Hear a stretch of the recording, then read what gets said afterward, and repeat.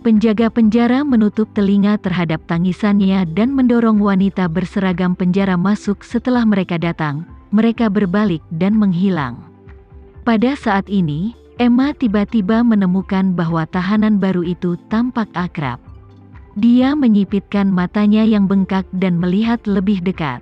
Dia terkejut dan berkata, Jessica, kamu, bagaimana kamu bisa masuk di sini?" Jessica sedikit kaget saat melihat Emma dipukuli menjadi sangar memar dan lebam di wajahnya. Dia tidak bisa membantu tetapi berkata, "Kamu, ada apa denganmu?" Dia bahkan menganggap Jessica sebagai penyelamatnya, tapi dalam sekejap mata, Jessica menjadi tahanan, dan hatinya putus asa saat ini, saat dia berkata, "Jangan khawatirkan aku untuk saat ini, bicarakan dulu." "Ada apa denganmu?" Jessica berkata dengan sedih, "Itu bukan karena aku bekerja sama denganmu untuk menjual rokok dengan harga tinggi. Di mana 1024 itu, keluarganya mengambil $1 juta tunai dan mengeluarkan saudara perempuanku dalam satu napas. Aku membeli 1,000 batang rokok di sana. Adikku baru saja mengumpulkan rokok dan dibawa oleh FBI. Aku ditangkap oleh FBI sebelum aku pulang kerja. Apa katamu?" Emma berseru dan berseru, "Keluarga 1024 membeli 1000 batang rokok? Bukankah kita setuju untuk membeli 2 hari ini?"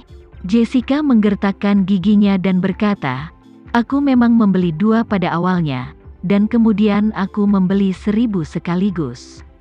Emma segera bertanya, "Mengapa kamu tidak memberitahuku tentang ini? Apakah kamu ingin mengambil uang itu untuk dirimu sendiri?" Jessica mengutuk, "Berhenti bicara omong kosong di sini. Pada saat itu waktu untuk membiarkan angin keluar telah berlalu. Bagaimana aku bisa memberitahumu? Aku akan menghasilkan uang dulu dan memberitahumu tentang hal itu besok, tapi aku akan segera ditangkap oleh FBI." Emma bertanya lagi, Lalu atas tuduhan apa mereka menangkapmu?"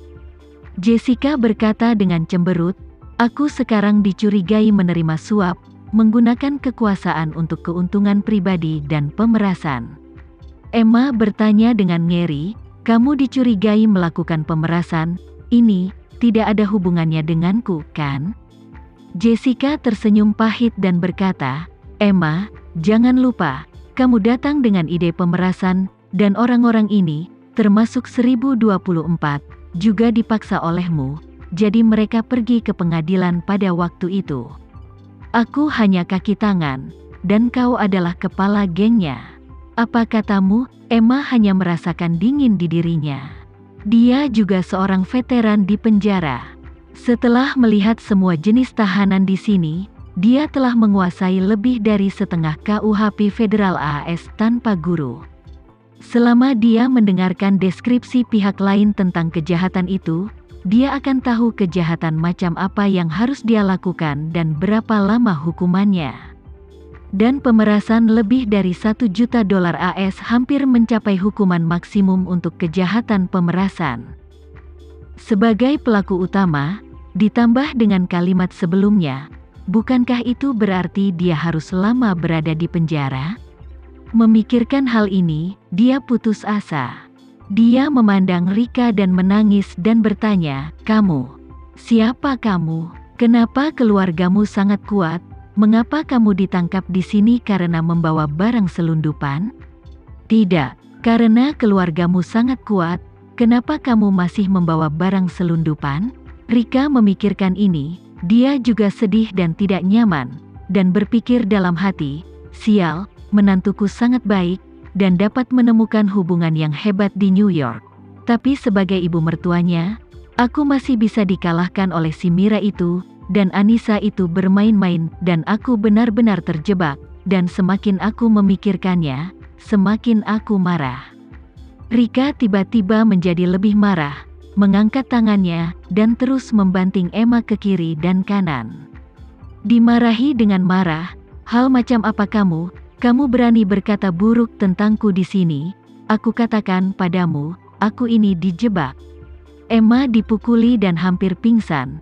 Melihat Rika dipukuli setelah hari yang panjang, dia bahkan tidak ingin berhenti dan mengistirahatkan tangannya, dan tiba-tiba menangis dan memohon, "Oke, maafkan aku.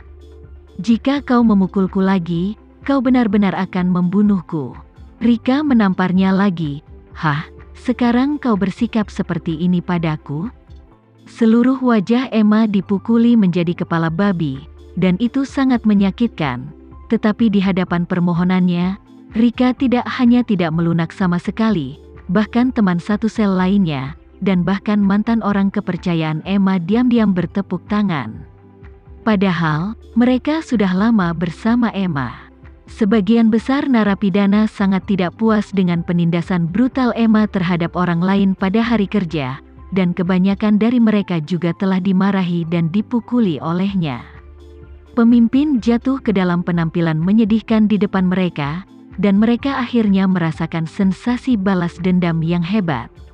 Pada saat ini, Rika juga lelah. Kedua lengannya sudah sangat sakit. Mengalahkan Emma begitu lama sudah dianggap sebagai cerukan yang serius. Pada saat ini, dia merasa bahwa lengannya hampir bukan miliknya lagi. Itu benar-benar tak tertahankan. Tetapi apakah ada kelegaan di hatinya? Rika mengertakkan gigi dan berkata kepada sekelompok narapidana, "Kalian semua berbaris untukku, sama seperti penjaga penjara melakukan tugas mereka." Semua orang tahu bahwa Rika sedang berbicara di sini. Orang-orang yang terlibat tidak berani untuk tidak mematuhi mereka masing-masing, dan buru-buru berdiri sesuai dengan antrian penjaga penjara selama putaran. Para tahanan wanita yang diajar oleh para pejuang front kataklismik juga saling mendukung dan berbaris dengan cepat. Mereka semua ingin menarik garis yang jelas dengan Emma saat ini, agar tidak terlibat olehnya di masa depan. Saat ini, Jessica, sipir penjara yang baru saja ditangkap, sedikit gelisah. Meskipun dia tidak tahu situasi sebelumnya, dia bisa dengan jelas melihat situasi saat ini. Bahkan orang bodoh dapat melihat bahwa Emma telah kehilangan kendali atas tempat ini, dan digantikan oleh Rika yang diperas oleh Emma. Dan dia juga mengenali orang kepercayaan Emma. Melihat bahwa mereka semua terluka pada tingkat yang berbeda-beda saat ini, dia menduga ketiga pendatang baru itu pasti telah menumbangkan aturan Emma di sini. Selain gugup, dia juga dengan cepat berdiri di antrian, tidak berani mengatakan omong kosong. Melihat semua orang telah berbaris, Rika bergegas ke depan kelompok orang ini. Dia pertama kali menendang bawahan Emma sebelumnya satu persatu dengan kakinya, menendang mereka lagi, dan memarahi, "Kalian, satu persatu, semua membantu Emma untuk menggertakku. Apakah kamu pikir aku tidak menyimpan dendam?" Semua orang ditendang oleh Rika secara bergantian, dan tidak ada dari mereka yang berani berbicara, jadi mereka hanya bisa berdiam diri. Rika menendang jauh-jauh, dan ketika dia berdiri di depan Jessica, dia memarahi dengan kebencian yang tak tertandingi.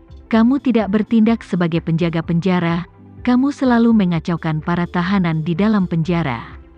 Kau benar-benar ingin merampok uangku, apakah kau pikir aku bisa dimainkan?" Setelah itu, dia menendang Jessica dengan keras, menendangnya ke belakang beberapa langkah.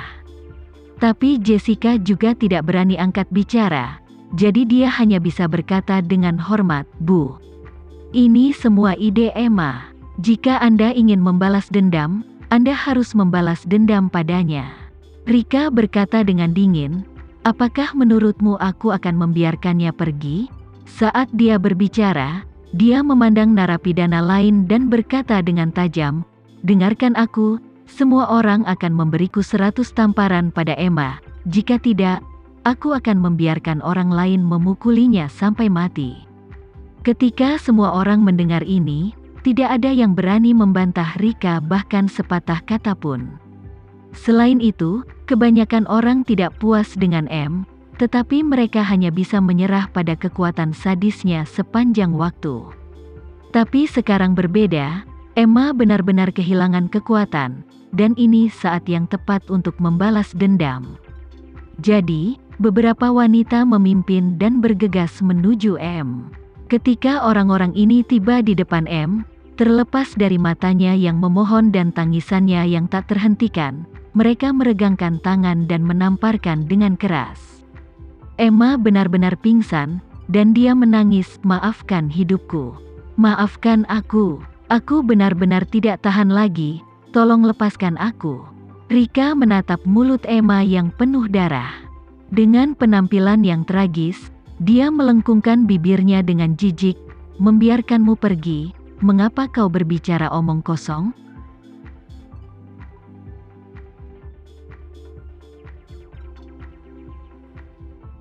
Sekian dulu ya video kali ini, kita lanjutkan lagi videonya di lain waktu. Oh iya, bagaimana menurut kalian? Semoga bisa sedikit menghibur kalian semua. Untuk teman-teman yang baru nonton, jangan lupa subscribe ya, hehehe. Dan kalau teman-teman ada yang ingin gabung langganan, bisa langsung gabung saja untuk dapat fitur yang menarik dan sedikit membantu Mimin. Terima kasih banyak sudah menonton, sampai jumpa lagi, bye.